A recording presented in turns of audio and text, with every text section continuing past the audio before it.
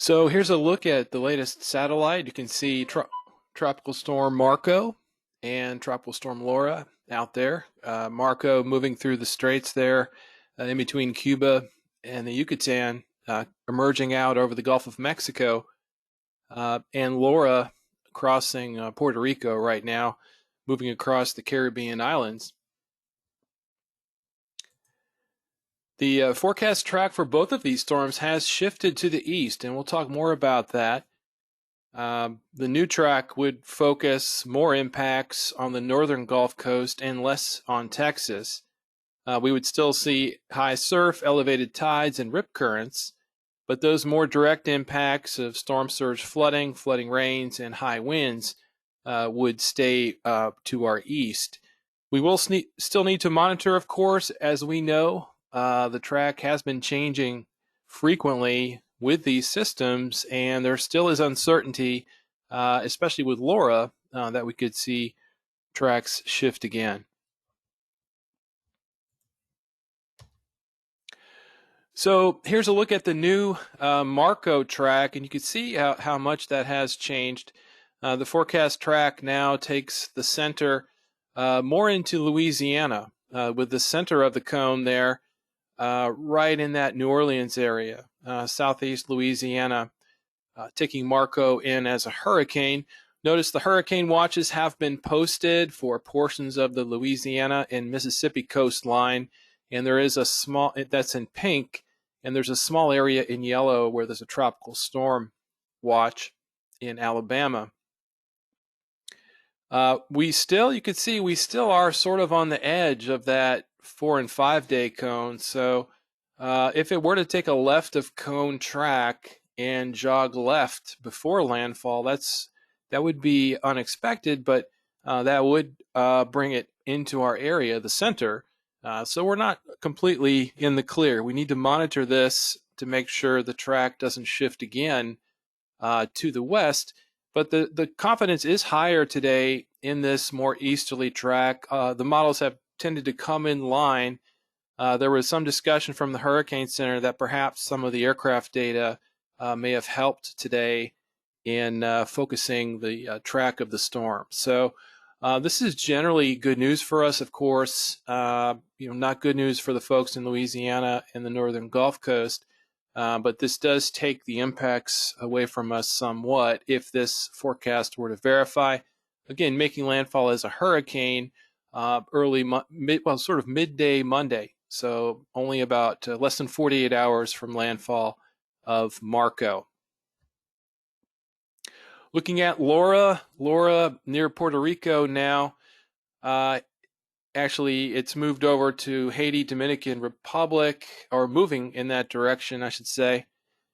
And forecast to track again across the Caribbean islands. You can see some tropical storm warnings for the islands that have been issued. And it could strengthen. In fact, it probably will strengthen into a hurricane once it emerges off Cuba and gets into the Gulf.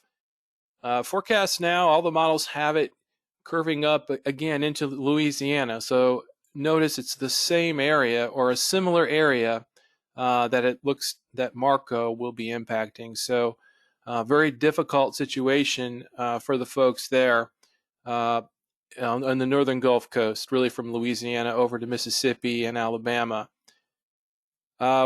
If this track were to verify, and that is an if, Laura's a bit further away. Her track could shift again a little bit to the south and west. If it does, we're right in the heart of the impacts again. But if it were to take a center or right of cone track, we would again get those kind of peripheral impacts with high surf, rip currents, and some elevated tides. Looking at the time of arrival graphics and wind probabilities overlaid, you can see those higher probabilities for Marco in this case are really focused in on southeast Louisiana.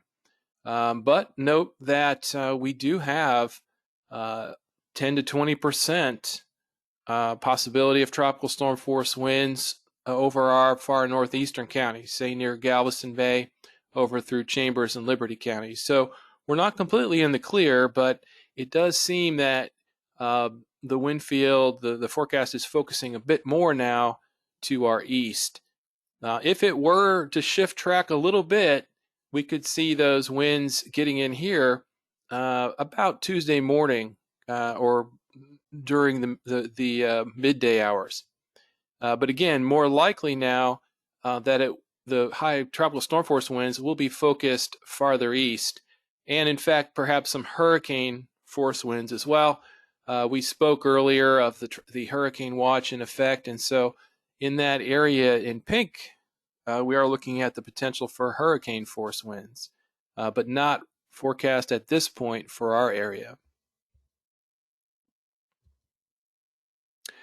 Looking at Laura now, Laura moving quickly to the west-northwest, and then a turn toward the northwest is expected as we get into the early part of the week. You can see those higher tropical storm force wind probabilities once again focused in on Louisiana over to Mississippi. We're on the left-hand side of that probability field, and so it wouldn't take much of a shift to the left to bring some of that back into our area. Laura is forecast to intensify to a hurricane, so potential for hurricanes on basically back-to-back days, a day or two separation between the two of them in a similar part of the coastline. So just a very, very difficult situation there. So just to sum up, there's been a significant change in the forecast today. The models have come into better agreement with a farther east solution for Marco and for Laura, but we would want to say that the forecast for Laura, being a bit further out, probably still has a fair amount of uncertainty. Any kind of track to the east of us, as our forecast right now, would imply most of a tide and surf impact for our area, but not the significant wind, storm surge, and rainfall flooding hazards that we would get with a more direct hit. But we don't want to let our guard down. We've seen changes in this track forecast, as much as I've ever seen. And it wouldn't take much of a change, especially with Laura, to bring that storm right back into play for our area. And even Marco, we are on the left-hand side of the cone. Not out of the question we could see a change again, although confidence is increasing now with the Marco track. The next advisory tonight at 10 p.m. We will not be scheduling additional webinars at this time. However, if we do see a change in the track of either storm that means more of an impact to our area, we will schedule one. If we do, then we will schedule one for this time tomorrow. If not, if it still looks like the forecast is holding, we'll still be sending updates by email, but there will not be a live webinar. So that's all I have. What I'll do now